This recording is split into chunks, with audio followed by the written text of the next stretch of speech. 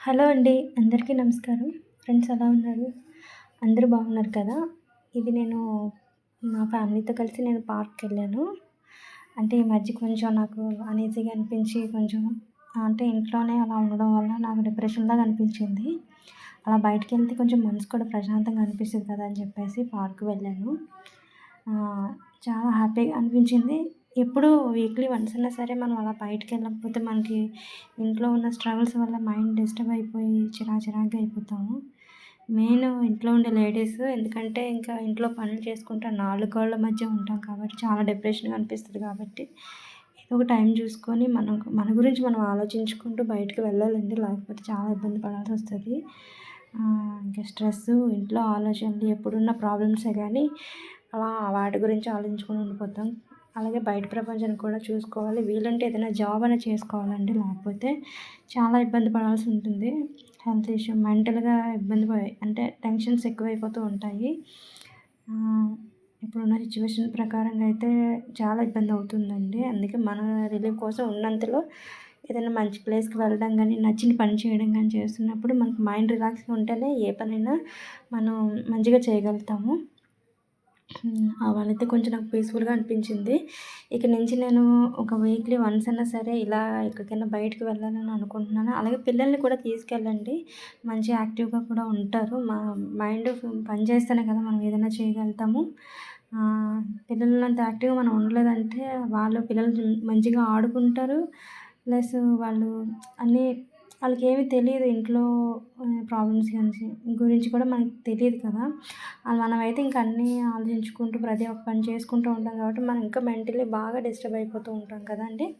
ఇది night time తీసిన చిన్న క్లిప్ అండి. అప్పుడు మూన్ చాలా అందంగా కనిపిస్తుంది కదా! అక్కడ పిల్లలు కూడా ఆడుతున్నారు. మీరు అబ్జర్వ్ చేయండి. వాళ్ళ నీడ పడుతుంది అంటే మేడ మీద. చిన్న బాబుగాడు డాన్స్ ఏస్తుంటే చాలా అనిపించింది నాకు. అటు ఇటు పరిగెడుతుంటే. వాడు చూడండి అలా నించొని అలా పరిగెడుతూ ఉంటాడు అదిగో. ఎలా అనిపించిందంటే పాతకాలం సినిమాల్లోని చూడండి పిల్లలకి అన్నం తినిపించినప్పుడు ఇలా పరిగెట్టడం అలా చేస్తూ ఉంటారు. వాడు కిందకి చూస్తున్నాడనమాట. అలా ఆడుతున్నాడండి నైట్ టైము. ఈరోజు మా డిన్నర్ వచ్చేసి మధ్యాహ్నం కర్రీస్, రైస్ ఉంది. నెక్స్ట్ వచ్చేసి మా అన్నయ్య నూడిల్స్ ఒకటి తీసుకొచ్చారు. మాక్సిమం బయట ఫుడ్ మాత్రం అస్సలు తినొద్దు. చాలా అమ్మ బాబోయ్! అస్సలు బాలేదండి. నూడిల్స్ ఒకటి తీసుకొచ్చారు. మంచూరియన్ నూడిల్స్ అస్సలు బాలేదు. బాగోపోవడం అంటే చాలా స్పైసీగా అనిపించింది. అది హెల్తీ ఫుడ్ ఏమి కాదు. కాకపోతే ఎందుకో తినాలనిపించింది. తెమ్మంటే అవి అసలు నేను తినలేకపోయాను. చాలా కారం ఎక్కువ అనిపించిందన్నమాట. మాక్సిమం ఉన్నంతలో మన ఇంట్లో చేసుకొని తింటేనే మంచిది. బయట బయట ఫుడ్ అనేది అస్సలు బాగోట్లేదు ఇప్పుడు ప్రెజెంట్ అయితే. అసల కొంచెం కూడా తినలేకపోయాను. అలా అలా చూడటానికి తినాలనిపిస్తుంది కానీ నోట్లో పెట్టుకుంటే చాలా స్పైసీగా అనిపించింది. పొట్టనేది మంటలాగా వచ్చేసింది. చాలా కొంచెం ఒక 3, 4 స్పూన్లు తిన్నానంటే అంతే అయిపోయింది. ఇంక వదిలేసి బయట పడేసాము.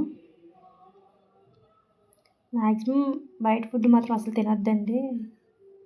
ఇంట్లో ఉండింది ప్రిఫర్ చేసుకొని తినడం మంచిది. అలాగే ఇప్పుడు యూట్యూబ్ ఛానల్‌లో బోలెడు వంటలు వీడియోస్ మంచివి పెడుతున్నారు. అలా ఇంట్లో ప్రిపేర్ చేసుకుంటే ఉన్నంతలో మంచిది. ఎప్పుడు డైలీ ఇలాంటి ఫుడ్ తినకుండా ఉన్నంతలో మన ఇంట్లో ఫుడ్ చేసుకొని కొంచెం తిన్నా బాగానే ఉంటది. ఒక 2, 3 సార్లు చేస్తే అన్నీ వచ్చేస్తాయండి. ఏది ఫస్ట్ టైమే వచ్చేదు వంటలనేవి.